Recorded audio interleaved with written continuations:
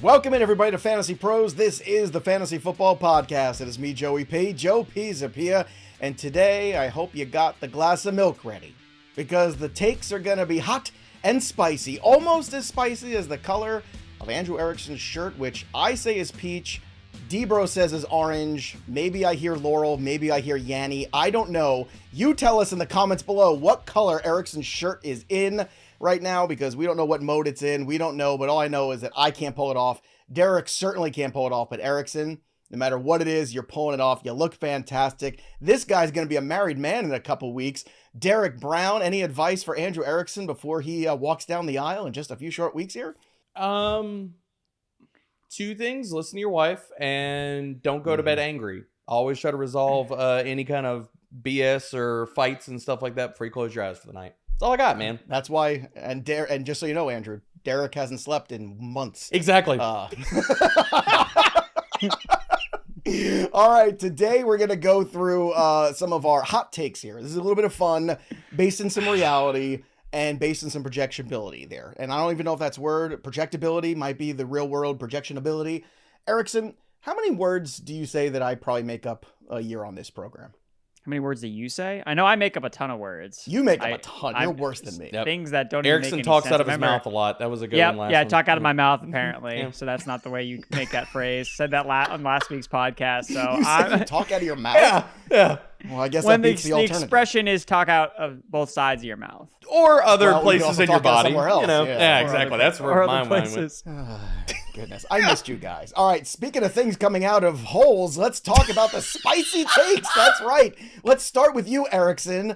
We're going to start with the first of 5 for each of us here in the program. That's how it's going to work today. So the Serrano pepper, a pepper that is spicy, but certainly one that you can, understand is not quite the highest level of heat. But Andrew Erickson, let's start with you because you're so peachy keen today. All right, yeah. So I love Serrano on my peaches salsa. It's great. It's great. So Gross. Trevor Lawrence. I don't even know where we're going now, but I can't wait to see. All right, so I'm excited. My first hot take is Trevor Lawrence, quarterback for the Jacksonville Jaguars, leads the NFL in passing yards.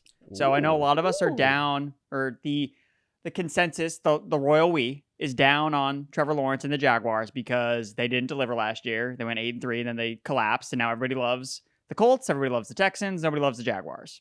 But I like the Jaguars because now they're coming at a really great discount. So you look at Trevor Lawrence last year, he was 5th in passing attempts per game, 9th in passing yards per game, but he was 1st in the NFL in expected passing yards per game, and the Jaguars offense ranked 4th in pass rate over expectation. What about this offense and what they've done over the offseason suggests, okay, they're going to run the ball a lot more. I know that they're hyping up Tank Bigsby yet again. We'll see if that actually transpires into anything. But for me, I think it's still going to be a pass-happy, first throwing the ball offense. Like, that's really what I expect to see from Jacksonville. So for me, Trevor Lawrence, you're adding in big play threats. Brian Thomas Jr. drafted in the first round. Gabe Davis, that's all he does is make big plays. If he's not getting the ball, he's winning downfield. So I like Trevor Lawrence to throw a lot of yards this year. You look at the strength of schedule tool for Fantasy Pros on the website. Number 1 strength of schedule for fantasy quarterbacks is the Jacksonville Jaguars. And the AFC South in general, I just love this division for shootouts. I talked about the Texans. You can like the Texans and the Colts and the Titans. Like, I don't have faith in a lot of these defenses overall. So I think that 2 dome teams, 1 team that plays in warm weather, Nashville, hit or miss, usually more on the warm side. But yeah, I think there are going to be a lot of shootouts in this division. So Trevor Lawrence thinks he's going to be throwing the ball a ton with question marks still on defense. He's still just 24. He is QB 18 right now in the ECR. Derek, if you can get him as QB 18, what a win that would be if this came true in Superflex leagues. Yeah, I love this take by Erickson, and the more that I've looked into Jacksonville's offense in the offseason, I'm more into Trevor Lawrence than I originally thought I would be. And some of this is like we're talking about not only projecting last year, but projecting it forward, adding all the pass game weapons. But weeks 13 through 18, like this offense was 10th in neutral pace and 9th in neutral passing rate. So I'm with Erickson on this. This is a fantastic call, man. And yeah, he could be a smash value in Superflex leagues. All right, D-Bro, let's get to the first of your takes. The Serrano for the first one. All right, so I'm going to tie a few different things together here because in their own little buckets, people might say this is not a hot take, but Caleb Williams is going to set Chicago Bears' single season record in passing yards, passing touchdowns, and completions. And all this comes down to volume. So let me lay this out, boys. First of all, let's get to the records here. 370 completions by Eric Kramer, 3,800, a little bit over 3,800 passing yards, and 29 passing touchdowns. So we need the offense to be good. There's a lot of skill players here to make that happen so the passing touchdowns can come to fruition.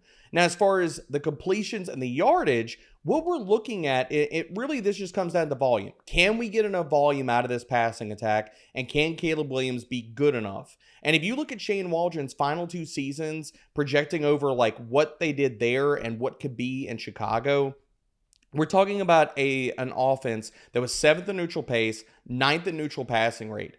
So Chicago, do we think they're really going to go out and feed 250, 300 carries, DeAndre Swift? I highly doubt that. I think Caleb Williams can surpass all of these marks and walk away with a very, very strong rookie season.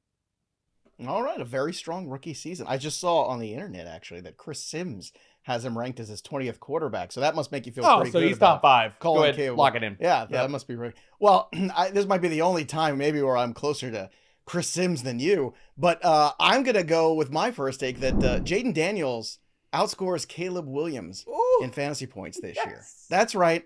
I said it. And here's why. Because I think there's a lot of pressure on Caleb Williams. I think that this is an environment that could be a very tricky one to develop a quarterback. How do I know?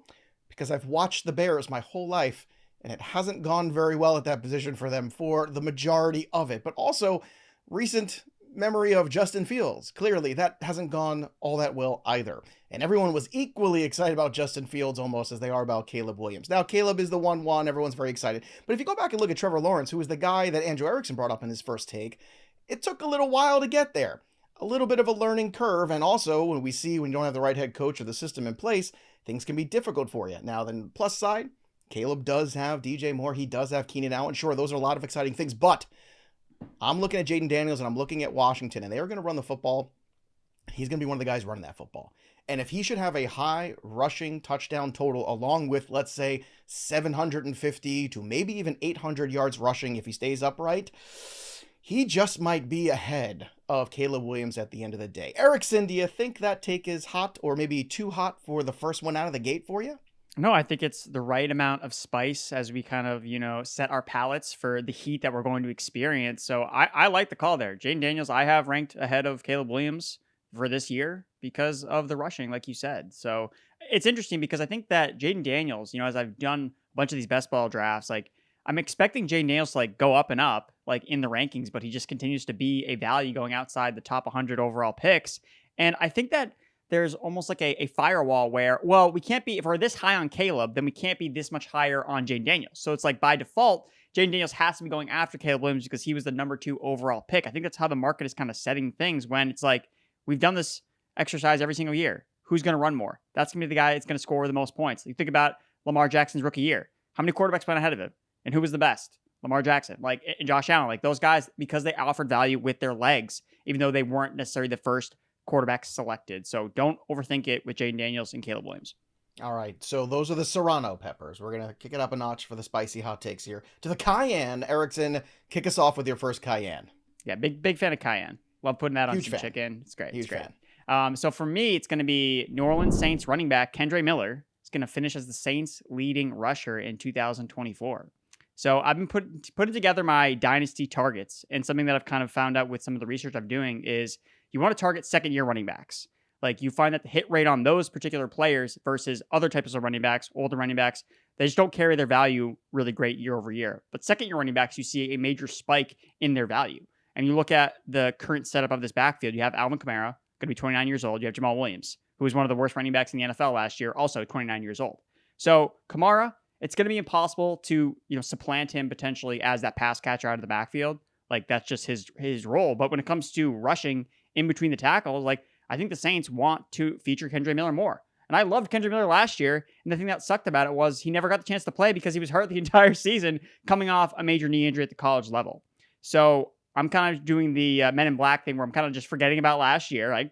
Erase it from my memory, go back to my love of Kendre Miller as a prospect. I think Kendre Miller is a lot better than a lot of these rookie running backs that are entering the league this year, especially based on how underwhelming that class was viewed as entering this season. So for me, Kendre Miller, again, strong Week 18 performance. That one game he kind of played with Alvin Kamara out of the lineup. He was really good. And still super, super young. He's 22 years old. So he's the second youngest running back that's not a rookie in the NFL, behind only Izzy Abanikanda on the Jets. So the youth is there. The upside is there. I don't love the offense, but they play an easy schedule because it's the NFC South. So sign me up. I'm back in on Kendre Miller. All right, I was going to go next to Debro, but considering I've got a polarizing view here, I'm just going to jump in. If you don't mind, Derek, is that okay with you? Go ahead. Go ahead, Pepper All right, Man. because this is about your Saints, so I'm going to let you decide who's right, me or Erickson. Because I'm on the other end of the spectrum. Alvin Kamara is getting disrespected, okay? He missed 4 games last year, okay? You go back and you look at what he did last year, 3.9 yards per carry. The year before, 4 yards per carry.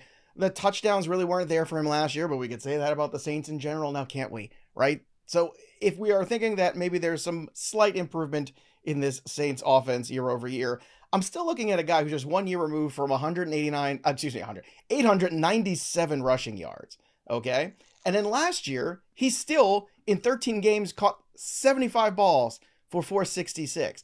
In PPR leagues, Alvin Kamara is going to be an RB1. That's right, I said it. Because there's guys ahead of him that have a lot more volatility, and all he has to do is be Alvin Kamara. All he has to do is be the guy who catches somewhere around 80-plus balls, continues to get around that 850 rushing mark, and when you add back the touchdowns, which, again, year over year can be very spotty, I am all in on Alvin Kamara. I think he's a huge discount. So you're getting a discount on both these guys. Derek Brown, I'm going to ask you now, do you like Alvin Kamara where he is at 17, or do you want to go way down the board there for Kendre Miller and Erickson's guy?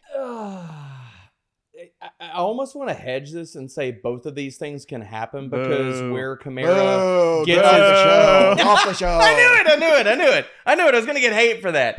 Look, if I got to draft one of these guys, I will take Kendre Miller at his draft position over going with Alvin Kamara. I knew I liked you like bro. that, Joey? How's that pepper for both you? Of you? Coward. He's RB17 Kamara. All right, let's go back and circle the wagons to Derek Brown's Cayenne before we get out of here. And hopefully it's not a third take on the Saints backfield. It is not a third take on the Saints backfield. Thank going goodness. down the board, but I'm going to the quarterback position. We talked about Trevor Lawrence and stuff. I want to talk about Geno Smith, man. You talk about disrespect. Chef Geno had a year that was not bad last year. Let's get that out of the way. The offensive line failed him, and it crushed his season. But right now in ECR, where is Chef Geno? Oh, that's right. He's QB 23. I think Chef Geno can be a top 10 fantasy quarterback this season. We've already seen him do it once. He was QB 8 in 2022. All we need is this offensive line to play better. Last year, Geno Smith, 5th highest pressure rate faced. 5th highest pressure rate over expectation. When he actually got clean pockets, he was still awesome. 5th in yards per attempt, 1st in big time throw rate, 5th in PFF passing grade. Now we're talking about Ryan Grubbs comes in and everybody's out there saying, well, Mike McDonald's going to be the head coach. They're going to run first, right? No, dude, come on. Like, why do we have these paper-thin bad narratives that people just glom onto and they're like, that's exactly what's going to happen? What about the offensive coordinator? What about Ryan Grubb? Can we talk about him for a second? What he did in Washington last year? And directing an offense at Washington that was 12th in passing attempts per game, 9th in passing rate? We could see Seattle and they could throw the ball a ton. And if this offensive line can actually protect Geno Smith, which it didn't do at all last year, then Geno's going to bounce back. Top 10 quarterback. Let's go. All right. Buying the dip on Geno Smith. All right. Before we get to the next round, by the way, when you talk about hot sauces, I'm just curious. Like, I'm a Cholula guy. I don't know what you guys are. Yes, sir. See, I'm a Cholula guy. And the thing I like about the Cholulas is they have all the different styles. You got the Chipotle one. They got that lime one I like so much. Erickson, you have a go-to hot sauce? Or Sriracha. is ketchup the one Sriracha. for you? Sriracha is one. Oh, you're a Sriracha guy.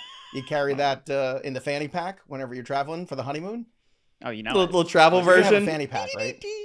Yeah. The you yellow definitely bird have a one. 100% yellow bird honeymoon Sriracha. fanny pack for Erickson. 100%. Debro, what's your hot sauce of choice? Just out of curiosity. Dude, it's Cholula. I literally have a mini bottle that lives on my desk. throughout the entire year. So like when I'm writing the primer and I'm like, all right, I guess I'm gonna eat and write and stuff. It's like beep beep beep beep. You got to dab it up, dude. Wait, so do you have shots of Cholula? Do you have a certain type of Cholula that you like the most? I like the Chipotle one. The Chipotle ones, I just go for the original one. Like I think it's fantastic. I mean, put it on eggs, like whatever, man. It's awesome. The Chipotle one holds a special place in my heart because this one night that we all went out with my friends and I woke up and it was in my pocket when I woke up the next day. So that was fun. And by pocket, he means fanny pack, everyone. Fanny pack. By the way, Cholula, not a sponsor of the show, but you know who is? DraftKings. The NFL draft might be over, and the teams are set, sorta. It's time to start looking ahead to the NFL season with the DraftKings Sportsbook, an official sports betting partner of the NFL. Get a jump start on the NFL season with futures bets, division winners, win totals, stat leaders, and so much more. But you can only do it over on DraftKings. Download the DraftKings Sportsbook app right now. Use that promo code FANTASYPROS. New customers get $5 there to bet. Get turned into 200 in bonus bets instantly. Boom! Instantly. You don't have to wait at all. That's the promo code FANTASYPROS only on DraftKings. The crown is yours. All right, let's get to the next level here. The Tabasco level is number 3. Erickson, let's start with you for this one. All right, I'm going to kind of layer this in with my Serrano take with the Trevor Lawrence. So I'm going to one of his receivers. Brian Thomas Jr. leads all rookie wide receivers in receiving yards. So that's my Tabasco Let's go. hot take. And so, again, I talked about how I like the Jaguars offense to be very pass happy. So I think they're going to throw for a lot of yards. And you look at Brian Thomas, I think that his opportunity in this offense, I think, is being underrated. You look at the vacated targets, Calvin Ridley and Zay Jones, they combined for over 200 targets last year. That's a lot. And Brian Thomas, who is he now competing with? Gabe Davis, the guy who can't get targets. So the way I'm looking at Brian Thomas is if he's able to absorb that role that is basically being vacated by Calvin Ridley, which was 1,800 air yards, nearly 23% target share, 36% air yard share, led the NFL in end zone targets, wide receiver 10 expected fantasy points per game. Like, this is an opportunity that we want a first round pick to be landing in for Jacksonville. So I think Brian Thomas Jr., yes, he's not looked at as the big 3 in this offense, but playing next to Malik Neighbors last year, he was electric, scored a ton of touchdowns. So I just think that there's an opportunity in this offense that's not being talked about enough. And when it comes to Brian Thomas, what does he do? He generates big plays. And what does Trevor Lawrence like to do? Throw the ball aggressively down the field. So yeah, I get Marvin Harrison should be the favorite to win this, but injuries happen.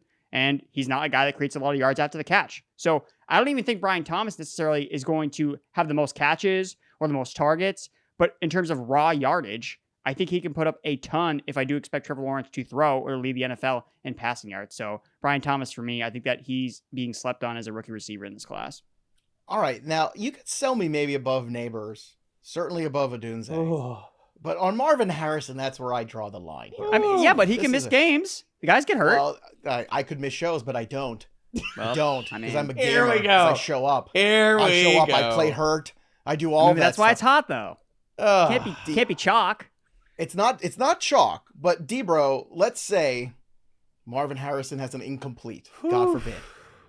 Is Brian Thomas the guy that could stand out as Erickson's laying out there for us?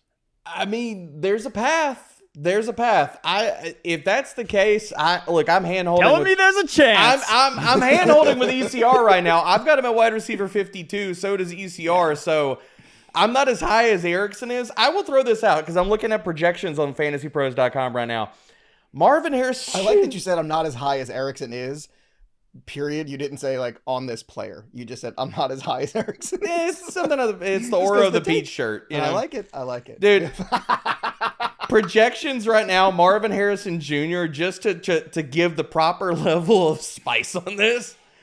Marvin Harrison Jr. is projected for 1,208 receiving yards right now. So that's kind of the mark.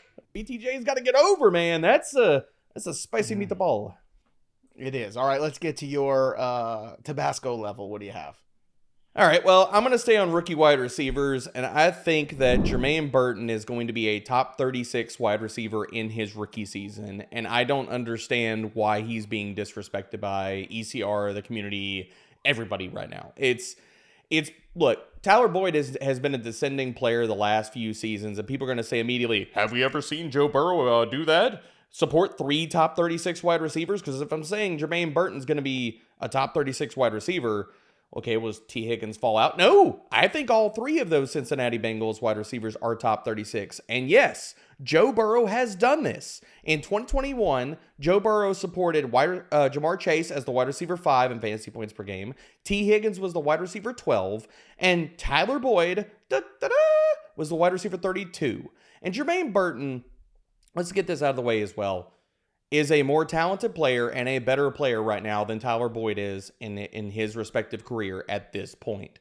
All we need is volume, and again, we go back to the volume. A healthy Burrow last year. Cincinnati was 3rd in neutral passing rate. You match all of this with Jermaine Burton's talent as a player who was 90th percentile versus single coverage, 82nd percentile in yards per route run in his final season in Alabama.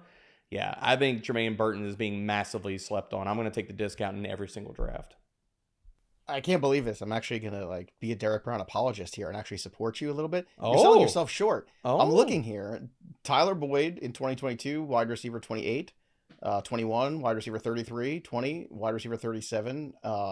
So, yeah, there's been 4 years there. I mean, into the Joe Burrow years there, but just saying and generally speaking there, this is not that crazy. Erickson, do you think that he can get there with T. Higgins still being around, though? Because that I think is the one hurdle here is you have Jamar Chase, you have T. Higgins, you have two guys at the very top of their game. If they're both there, is there enough for Burton at the end of the day left on the lunch plate?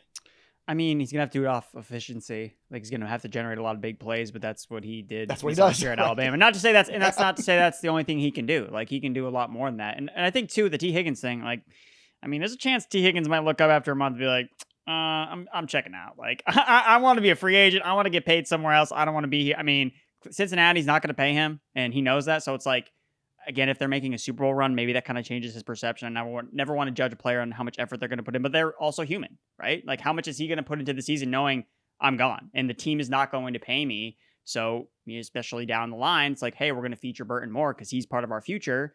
And T. Higgins, we all can kind of read the writing on the wall that he's not part of he's not part of the Bengals' future outside of the end of this year.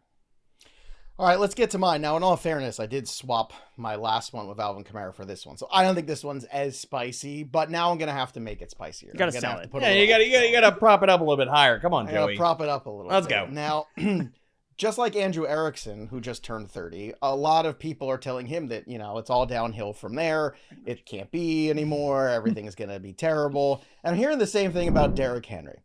And I, for one, am sick and tired of hearing it. I'm sick and tired of hearing it. Derrick Henry was playing on a terrible offense for the last few years. Just terrible. The quarterback play was abysmal. You can't move the chains. They're one-dimensional. They can't do anything else. And the quarterback play, to put it politely, was subpar. However, now he's playing for the Baltimore Ravens. The Baltimore Ravens are a team that loves to run the football. And then when done with that, they like to run the football some more. And then, if there's a little bit of time left in the game, they're going to run the football. And Derrick Henry, I think, is ready to prove something. I think Derrick Henry's got a lot in the tank, and I think Derrick Henry is going to lead the league in rushing so much so this year that I am willing to wager it, and you can track me over on Betting Pros when I put my wagers in, because it's going to be there for him to lead the league in rushing this year. And if you think about that, boys, right now, if you can get the lead rusher in the NFL as RB9 on your fantasy team, he's going to have touchdowns, especially now that Lamar Jackson is continuing to lose weight at an alarming rate. Now he's 205, I see. And you got to pull back a little bit at Lamar at the goal line. You're going to see a lot more Derrick Henry around there. So between the touchdowns and the yardage and the opportunities, I know Christian McCaffrey led the league in rushing last year, but I think it's time for King Henry to get back to the top of the mountain. D-Bro, what do you think of that? Baby, I love this so much, and I'm going to double down on this, Joey. I felt like you were going to go super spicy meatball with this. Why don't we just double down on this and say he'll also lead the NFL in rushing touchdowns? And since we're talking, let's do it. Since we're talking about making bets here, you can head over to bettingpros.com right now, and I'm looking at this, and I still can't believe you get plus money on this, Joey. Mm-hmm. Over 10.5 rushing touchdowns is plus money right now. What are we doing as a community that this is not minus and juiced to hell and back? I don't understand that, but I've already bet it. I'm telling everybody else to bet it right now. It's just free money, baby. Hey, Derek, who led the league in rushing last year as a team? I'm trying to remember who it was. Oh, wait, it was the Ravens. That's who it was. I am so excited to draft Derrick Henry everywhere, even in PPR leagues especially, where everybody continues to just go, oh, Derrick Henry is old. Yeah, it's fine. Give me 20 carries a game and 2 touchdowns and Love 115 yards. I'm very happy. My RB7 this year. I love that call. Yeah, let's go. All right. We're going to kick it up another notch here. All right. We're going to bring in the extra large milk here. We're going to the ghost pepper. We got 2 levels left. Erickson, let's spice it up. The Carolina Panthers. Yes, the team that had the number 1 overall pick that they didn't get to pick because they traded it away. They're going to make the playoffs this year. Whoa. In 2024. Carolina Panthers. Whoa. So here's how it's going to go. Here's how it's going to go. So when you look at, so this is per Sharp Football. So when you look at teams with above average schedules in terms of forecasted win totals, 10 of the 15 teams last year made the playoffs that had the easiest schedules. The top 15, so if you had an above average schedule, 10 of those teams made the playoffs. All right, check. The Panthers have the 10th easiest schedule in the NFL. Okay, the schedule's there. You look at strength of schedule for quarterbacks. Carolina, top 6 schedule. Okay, you like the schedule. They're playing in the worst division in the NFL in a weaker conference. And I'm buying this improvement around Bryce Young because I think that he, coming out, he's the ultimate point guard, right? Like, he can distribute the ball. He can get to his ball to his playmakers. But the issue last year was he had no time to throw, and there was no one to get the ball to. Like I'm trying to distribute the ball to Jonathan Mingo. That's not going to work. Well, Adam Thielen was the recipient of exactly. And when Thielen was not totally dust yet, he was producing. So I was like, okay, this is working. So I think when you look at Young, and something that actually I was really surprised at. So he was actually PFF's 11th highest graded quarterback from a clean pocket from week 12 onward. Again, after the Reich era, after Frank Reich left, got fired, because you always see a bounce back after he leaves a franchise. So you saw Bryce Young improve in that department. And I just love Dave Canales. I love what he's been able to do the last 2 years with Geno Smith, with Baker Mayfield, and all the other staff that he ended up bringing in. I just think that we can't write off Bryce Young as the number 1 overall. He was the number 1 overall pick for a reason. And maybe, again, in hindsight, obviously that looks like it was totally wrong, but there must have been enough people that were backing him as still a top 5 overall pick as a quarterback. Can he really be this bad? I don't think so. So I think that he's much better than what he put on tape last year, especially when it comes to when he was working from a clean pocket, like I just alluded to. You look at the defense for the Panthers, underrated. As bad as they were last year, 4th fewest yards per game allowed. Their defense was basically put up against a wall every single play or every single drive because their offense could never move the ball. And their defense did everything in their power to try to slow down opposing offenses, which is why betting the under in Carolina Panthers games was free money basically every single week because no team wanted to score. So I like Bryce Young. I think that this team can bounce back. I think the Panthers are an interesting darling when it comes to, hey, where can I find fantasy value? I think it's with some of these Carolina Panthers players because we always talk about, okay, who's the sleeper player? Who's the breakout player? Well, let's zoom out a little bit. Who's the sleeper team, right? And if you hit on that team hitting... On the Panthers. Okay. Debro has a sleeper player on the Panthers. Okay. Yes, sir. Okay. Yes, sir. Who is that player, Derek Brown? Oh, it's got to be Jonathan Brooks, baby. Right. It has to be Jonathan Brooks. That's a guy who could change things because he takes a lot of pressure off of Bryce Young to be the point guard, as you put it. Carolina, by the way, on DK, plus 550 to make the playoffs there. Even more on Betting Pros and some other spots. So that's kind of interesting. All right, Erickson, come on, let's play a game. The guy who lives in his mother's basement is going to love this. This is his favorite thing to yell at us about. Ready? I'm going to give you the schedule. We're going to go through the teams, the Carolina Panthers. You tell me win or loss. It's gonna be exactly how it's gonna work out. Live on the show. Injuries will be nothing. We're gonna do it live on the show. Just so the guy who is eating corn chips right now or eating the Funyuns can go, you can't do that. You can't do that. You can't do it. Yes, I can. You know why? Because I have a microphone in front of me and you don't. So I can do it and all you can do is comment. All right, let's do it. Ready? You got to tell me if they're on the road or at home. I am gonna tell you. Okay, I'm just making sure. Is this my first rodeo? Erickson's I gotta have complete information so I can get myself to 10 wins. I will try because I'm gonna count. make them go 4 and 2. All right, actually, better yet, D-Bro, you're gonna keep count. Now, I don't think we're gonna get to 10 wins here necessarily. You're gonna need 9 or 10 wins. So I hope we got it. D-Bro, you can keep your shoes on to count. You just need your fingers here for this. All right. Ready? Let's start here. Go. Ready? D-Bro, keep the count alive. Ready? You count the wins that Erickson said. Got it. The losses, just the wins. Panthers at Saints. Erickson. Panthers. Okay, just say win. That'll make it easier for Derek. Okay. At home against the Chargers. Win. Road against the Raiders. Win. Home against the Bengals. Loss. Road against the Bears. Loss. Home against the Falcons. Win. On the road against the Commanders. Win. On the road against the Broncos. Win. Home against the Saints. Loss. Home against the Giants. Win. Chiefs at home. Loss. Yeah, okay. It doesn't matter. They can be playing on the moon. You're going to out yourself as day drinking if you say win right there.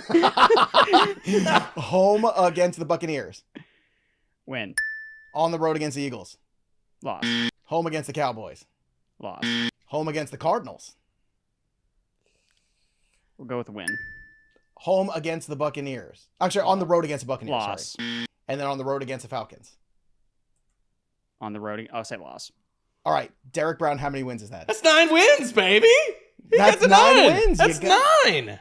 Could do it. I mean, it's funny because when you're reading it off, it's like, man, the schedule really is easy. I was like, dude, like you really could see maybe 10 wins there. Like, a lot of it's going to come down to like what they do in the division, which is why it's like, but like, It would not surprise me just the way that divisions end up playing out, like with the Falcons. Oh, whoever wins the most games in that division, like that's it. Like you control that division. I mean, you have an advantage. Like Canales obviously knows Baker Mayfield, so you have an advantage over the Buccaneers. The Falcons are definitely the powerhouse, but okay, let's see how the pieces defense. meld, and then the Saints. Right, but every team is going to take probably overrated. 2 losses against the Cowboys and the Eagles, theoretically, you would think. Maybe not. Maybe not the Falcons. We'll see. But there you go. That's fun. So you can refill your Funyuns now. We're back to our regular schedule programming here. All right, so the Carolina Panthers are a playoff team, according to Erickson. What is your ghost pepper take, D-Bro? Oh, baby. Been here, still here. Got to bring it up. Jaleel McLaughlin will be an RB2 this season. And no, I'm not projecting that Javonte Williams misses half the year. This all comes down to talent and pass game upside. And if you look at Denver last year, they led the NFL in targets to the running back position. Who is there this year to where now Bo Nix is going to say, I'd rather throw the ball down the field than check it down 100 freaking times? Nobody. But you got Cortland Sutton and a lot of question marks behind him, even though I do love Troy Franklin, even though Erickson does love Marvin Mims. Outside of those guys, there are a lot of question marks in that passing attack, and we know using the running backs in the passing game is a staple of Sean Payton's offense. I mean, just look back, guys, like if you're looking back over the last few years in Sean Payton's system, I mean, it's every single time. He's going to feed the running backs. And if you take Samaje Perine, that's the other part of this. If you take Perine out of the equation, because I think he's a cut candidate. I don't even know if he makes it to the roster on week 1. If you look at the combined targets between Perine and Jaleel McLaughlin, they would have combined, not even taking targets away from Javonte Williams, combined for 92 targets last year. That would have been second amongst all running backs behind only freaking Breece Hall. So we're talking about the volume narrative is there for the pass game usage. The talent and the big playability for Jaleel McLaughlin is absolutely there as well for a player that ranked 4th in yards per route run, 5th in missed tackles forced, and 4th in yards to contact per attempt. I've said it all offseason, and I'll say it again here. Jaleel McLaughlin is a fantastic sleeper. I'll draft him everywhere, and he could be an RB2 this season. Now, you two did exceptional work during NFL draft coverage, as did our Thor Nystrom. Do you remember what Bo Nix's average depth of target was in college last year? -4 yards. No, it was positive. Quite low. Quite low. 6.8. I was 6. It was in the 6s. Oh, 6. Yeah. 6.8. Yeah. The lowest of any quarterback in the class, by the way. Any quarterback in the class. All right, that's me. All right. You ready for this, boys and girls? Oh, dear. Everyone keeps asking me, who is the next Puka Nacua? The answer is nobody. Because nobody can be sexy enough like Puka Nacua, who doesn't get drafted. And the only person that talks about him all the time is my friend Derek Brown. And he won't shut up about Puka Nacua. And then it turns out being a thing. That's not going to happen every year. But there is a guy who's going to go late in drafts that's going to have an opportunity, who plays in Los Angeles, that is going to have a ton of chances at fantasy points this year, especially in full PPR leagues. His name is Ladd McConkey. Ladd McConkey is going to have 100 receptions in his rookie season. That's right, I said it. Joshua Palmer, he's just a guy. He's there. He's fine. He's not special.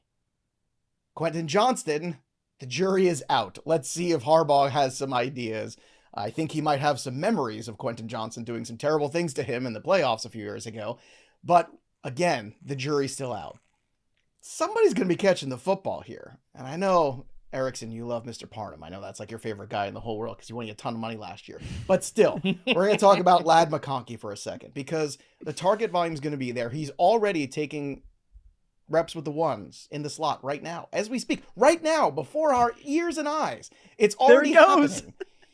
So this is not, maybe at the end of the day, so hot, except in the sense that nobody seems to care about this but me. And nobody seems to be as bullish as I am or ranking him as aggressively as I am, because I keep looking at Ladd McConkey and I say, where's the competition? Because I don't see it. And to me, there's every opportunity for this kid. Maybe at the end of the day, the touchdowns drag a little bit, but he is playing with Justin Herbert. Last time I checked, he's a pretty damn good quarterback in the NFL that I think a lot of people also have soured on too quickly. So Ladd McConkey is my guy, 100 receptions. Erickson, what do you think of this one? I love it. McConkey, again, as long as he can stay healthy, like we're going to look up week 1. He's be like, well, 15 targets for Ladd McConkey, 30% target share. And, I've heard that with the Chargers, when they drafted Brendan Rice in the 7th round, it was so they could get Jerry Rice into the building. I mean, that's going to help out these receivers. Yeah, it certainly can't hurt. He knows a thing or two about playing the position.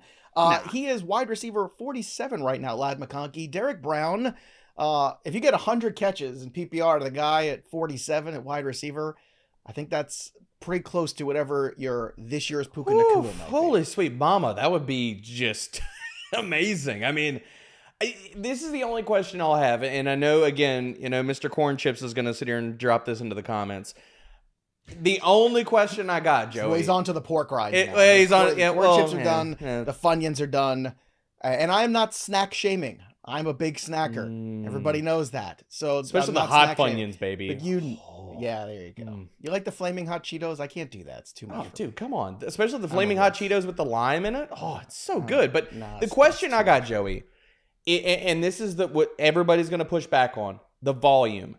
How does the volume get there? Is it the Bolts defense underperforms? They're trailing a lot. Are we just reading this wrong? And Greg Roman says finally, like, well, I am sure we can do it all. That's the challenge.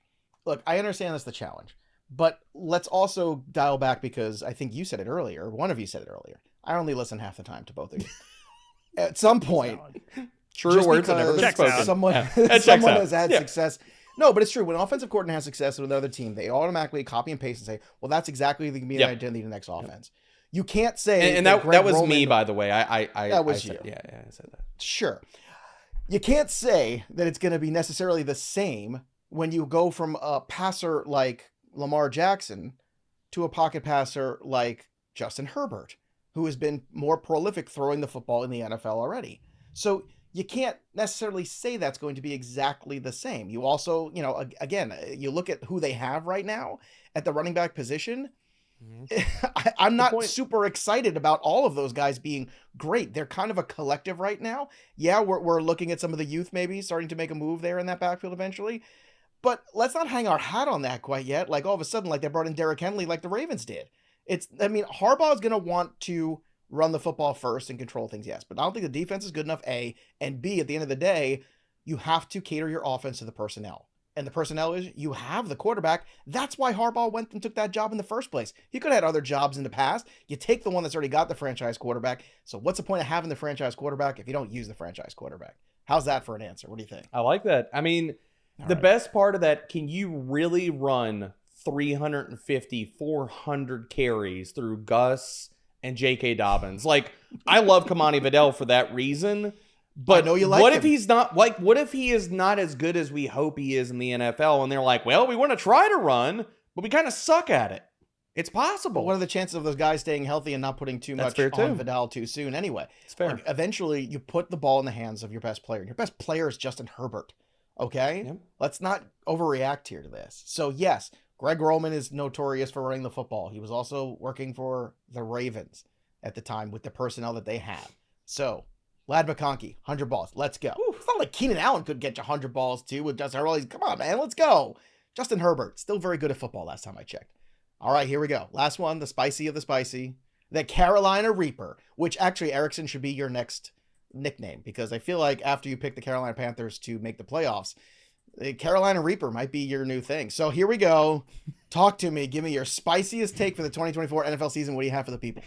All right, so last year I was very high on Damian Harris to lead the NFL in rushing touchdowns. That obviously did not work out, but that doesn't mean I'm not going to avoid Credit to the you category. for even bringing that up. I mean, I did. I mean, Because- he played less games than touchdowns than he's retired now. Like, he's done. That's why this is a fun show. At the end of the day, this is a fun show. We should go back and watch that together, the three of us. Oh, I would love to self roast on Good my one. preseason takes. I'm sure we year. have some doozies. Yeah. in there, Sure. But, Yeah. Well, but- I mean, just read the redemption. comments. They let us know. I'm high on Cortland Sutton again, of course. The comments will let me know. well, you were right the second year. Tony Pollard is not my RB1 this year. I would like to say this because it's a safe space. So I want to get that. I want to get Well, that. if you also recall, there was somebody also yelling at both of you not to about Darren Waller and stop talking about Darren Waller. Yeah. So There was some only- middle-aged only bald some man that was yelling level-headed, at us. handsome It bald fellow was such saying that out yeah, loud. Never happens. All right. Well, You're welcome. That's why I'm here, folks. I'm going back Sounds to the rushing touchdown categories, and I'm not taking some low-hanging fruit with Derrick Henry to have the most rushing touchdowns. So I'm going to Fair. take Roschon Johnson, Bears running back, to lead the NFL in rushing touchdowns. And the reason I'm picking Rojo, which apparently they call him, so we have Rojo back in our lives. Oh dear. Originally we called Ronald Jones, now You're Roschon already Johnson. jinxing him though. By Apparently- calling him Doesn't Rojo, make you're me feel good jinxing about The it. new Rojo. Erickson? The new Rojo. Oh, no. Basically, I'm just betting on. You look at DeAndre Swift, right, and his teammates. The last 2 years. Last year was Jalen Hurts. Jalen Hurts scored 15 rushing touchdowns. The year before that, Jamal Williams, teammate of DeAndre Swift's on the Detroit Lions, scored 17 rushing touchdowns. So for some reason, the trend right now is: are you teammates with DeAndre Swift? Well, you're going to score a bunch of touchdowns. So either Caleb Williams or Roschon Johnson, maybe Khalil Herbert, but I think Khalil Herbert's going to get traded because he's last year of his deal is not drafted by this regime. So I think Roschon Johnson's going to actually have the clear pathway to be the Bears' goal line running back. And to avoid risking the injury to their franchise quarterback, Caleb Williams, they just feed Rojo at the goal line every single time. So it's no touchdowns for Allen, DJ Moore, Roma Dunze. It's all going to Roschon Johnson, who weighs 219 pounds, over 6 feet tall. He led the team in goal line carries last year of the running backs that are still on the team. Deontay Foreman had one more goal line carry than he did last year, but Roschon Johnson was second in that category. So even if Herbert is still in the mix, I think Roschon Johnson can actually be the goal line back. So for those reasons, yeah, Roschon Johnson lead the NFL in rushing touchdowns. I have some dynasty shares of Roschon or Rojo, as you like to call him. I be mean, very to happy be with clear, this I pick. don't like that nickname either. But people in Bears, Well, then let's I mean, not correct use me if I'm wrong. Maybe I'm wrong. And Bears people are not calling him Rojo, but I saw it somewhere and I was like, oh, okay. Well, Yeah, Erickson, if you Rojo? see it on the internet, it must be true. Yeah. So, that is fair. also true. That's all I Yeah. can think of. All right, Valid. that's a good one. Like I said, I'm hopeful. I'm hopeful, but you backed it up there. DeAndre Swift certainly not somebody popular around the goal line. No, That's it's like teams are like, okay, anybody but you at the goal line. It's like, who Basically, can yeah. we find? Anybody but you. And it's not like one team. It's like multiple teams and coaches are like, anybody but Swift wants to score a touchdown, please. Mhm. All right, let's get to Derek Brown's spiciest take of 2024. We are going to go in the Wayback Machine for this one, boys. 2012. Beautiful, beautiful rookie season by Alfred Morris. He ran for 1,600 yards, was the RB10 in fantasy. Guess what, boys? Brian Robinson is going full Alfred Morris this year. He's going to be an RB1. He's going to crush. I don't care about Austin Eckler. I don't care about Chris Rodriguez. It does not matter. This is going to be a run-dominant offense. Jayden Daniels is going to crush. They're going to run at a super high pace. And Brian Robinson is going to carry people to fantasy championships. If you look at what Cliff Kingsbury has done before the wheels came off of the entire circus in 2022, 2019 through 2021, he led an offense that was second in neutral pace, 8th in red zone rushing rate. Touchdowns are going to be there. Volume is going to be there. His offenses over that 3-year span ranked 10th, 7th, and 10th in rushing yards, 7th, 4th, and 3rd in rushing touchdowns. I'm old enough to remember, boys, when James Conner in 2021 was 2nd in rushing attempts inside the 5-yard line. I'm even old enough to remember in 2020 when Kenyon Drake ranked 3rd in rushing attempts inside the 5. All in Cliff's offense. Stop disrespecting Brian Robinson Jr. He is going to be a massive value and absolutely crush this year. People don't give him enough respect for what he even did last year. He was 13th in yards after contact per attempt. Just give the man volume. All we need is health, and he is going to be awesome. I like this. You know what? I don't think he got enough respect in college. Can I say that too? That's fair. I loved him in college. He was tremendous there, and it's just like, well, he's on such a good team. Well, he can't help that. But he always performed very well, especially in big spots there in Alabama. All right, and then there were one more take for you. And I think this one the boys are going to like a lot because I've been laying in the weeds and, I've been yelling at them about quarterback play, and I yelled at them about Darren Waller, and then I yelled at everybody about this other tight end too. I said, look, you can't be good unless you have somebody good throwing you the football. And now he does. Kyle Pitts, tight end 1 this year. That's right. Not Travis Kelce, not Sam Laporta. It's Kyle Pitts, who is still a generational prospect at the position. Still a freak, a guy who hasn't been healthy. And you're going to think that this is nuts, but I'm going to give you a couple Hall of Fame tight ends, boys, because I did my homework today before I came to school. And if you go back and look at, let's say, Tony Gonzalez, well, it took him a few years to get going. In fact, it wasn't until his 4th season in the NFL where he had 1,200 yards and 9 touchdowns. How about Shannon Sharp? Another Hall of Fame tight end, right? Guess what year it took him? 1, 2, 3, 4, 5. The 5th year was the breakout, 1,000 yards for him.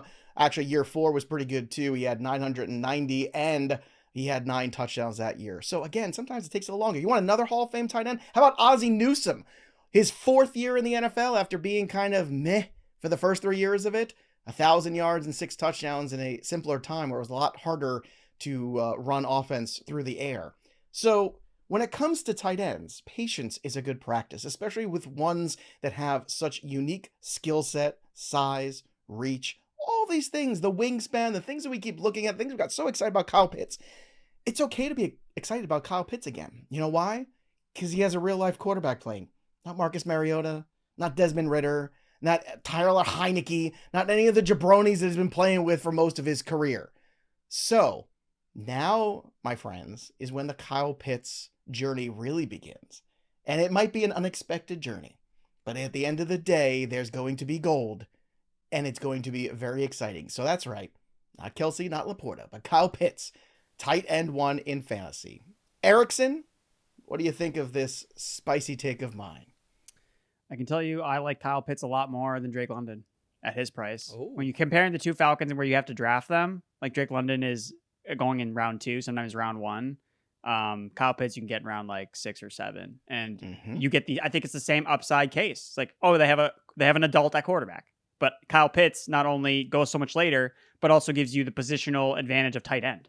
Having a breakout tight end is a much bigger difference than having a breakout wide receiver because there are so many receivers that kind of fall into that bucket. So I'm with you on going back to Pitts, and you know that people won't draft him because emotional damage.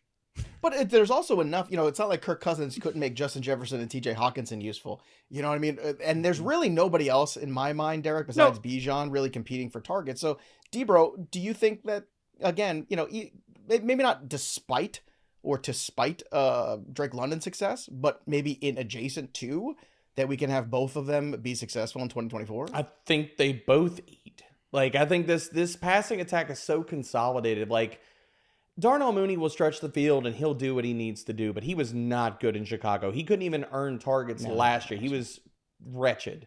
Like, this passing attack will flow through Drake London and Kyle Pitts. And for everybody out there, I'm sorry. Like, you want to know why I give Arthur Smith so much freaking hate? There is no way, shape, form, or fashion any NFL offense should run and Kyle Pitts gets 5. You can name it on one hand. 5 red zone targets in an entire freaking season. That should never happen. Never happen. He's already proven that he had 1,000 yards receiving in his rookie season. 1,000.